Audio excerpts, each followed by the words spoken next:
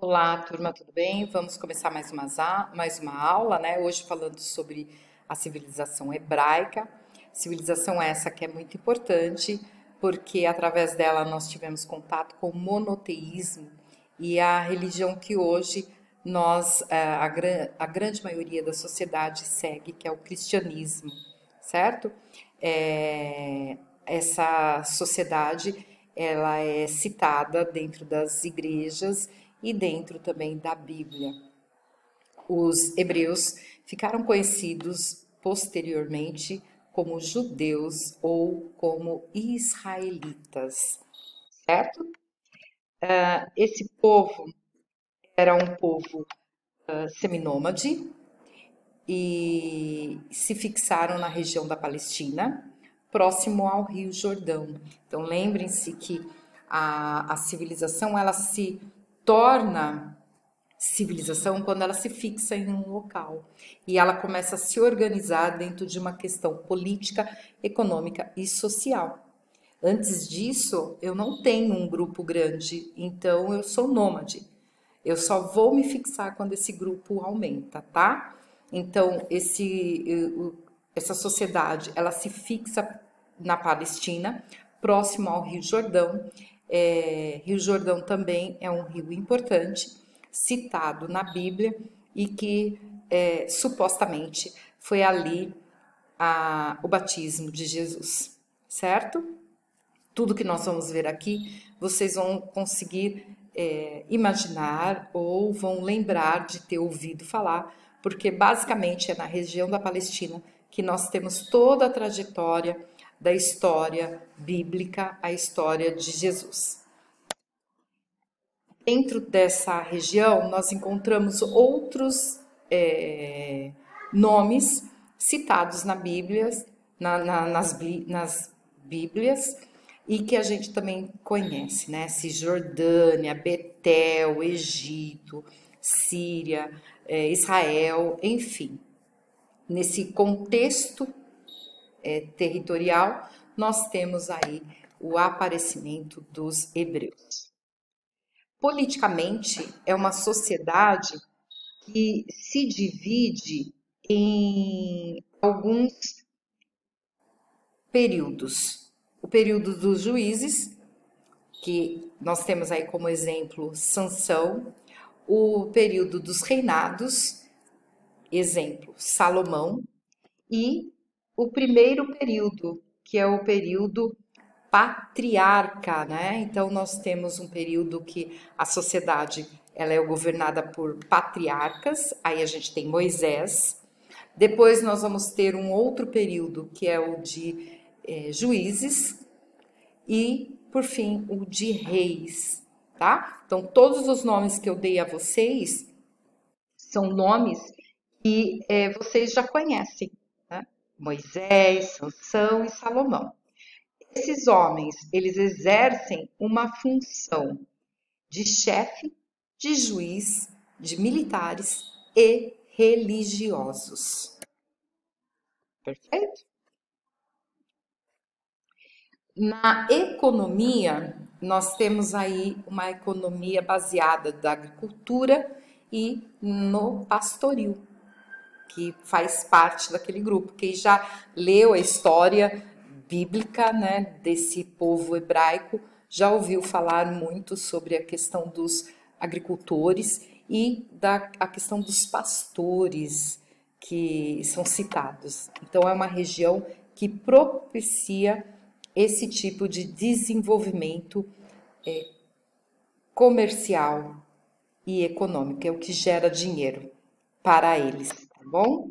A sociedade hebraica ela está dividida entre elite, intermediários e camadas inferiores. Na elite, a gente vai encontrar os grandes latifundiários, os grandes donos de terra, certo?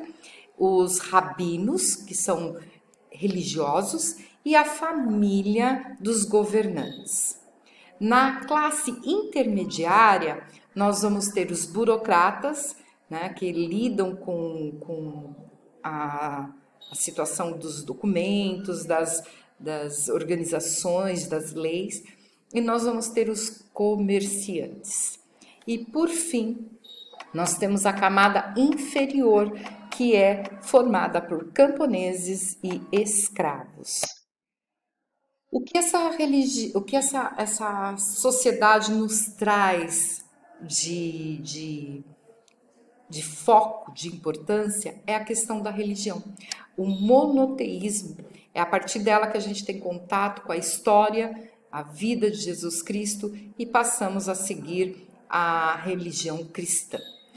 Dentro dessa religião, nós temos a Jeová, Jafé e Adonai. Jeová, Jafé, Adonai é a maneira que a gente se remete a Deus, né? Então, são nomes dados a Deus, segundo a Bíblia. Então, Adonai, por exemplo, significa Senhor. E toda a história, ela está escrita dentro da religião hebraica, ela está escrita numa espécie de Bíblia, que chama Torá. Perfeito? Para nós, Bíblia, para eles, Torá, que você encontra nessas duas versões. Essa tem formato de papiro, né? Que a gente pode ter, papiro você pode abrir assim, você também pode abrir dessa forma.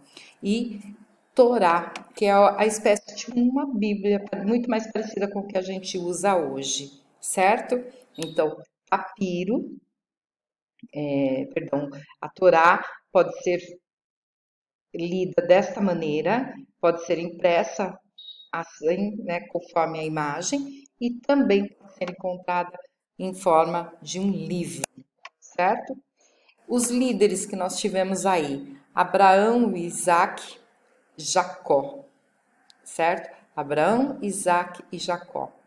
E eles são os líderes que trazem essa ideia de patriarcas. E Abraão, por exemplo, ele traz não só a ideia de um pai cuidadoso, mas a fé. Ele traz a questão da fé.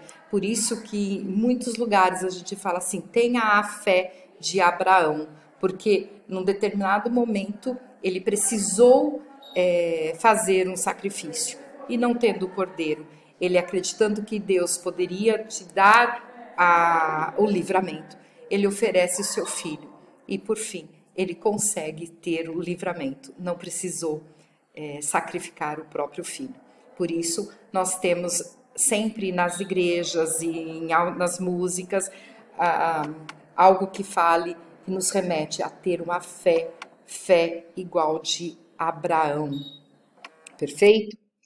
E depois um outro momento histórico e bíblico que a gente tem aí é a libertação do povo hebreu, que foi a abertura do mar, que a gente tem aí Moisés fazendo esse processo de abrir os mares para livrar o povo da escravidão, que ficou conhecido como Êxodo, tá?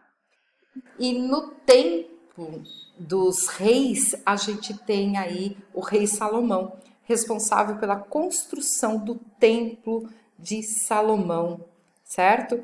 Foi o primeiro templo construído para honrar a Deus, segundo a Bíblia Sagrada, perfeito?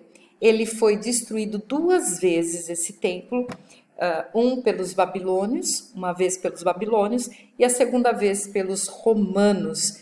E da destruição sobrou apenas um muro, né, uma faixa de muro, que hoje é conhecida como o Muro das Lamentações. Perfeito? Perfeito, turminha?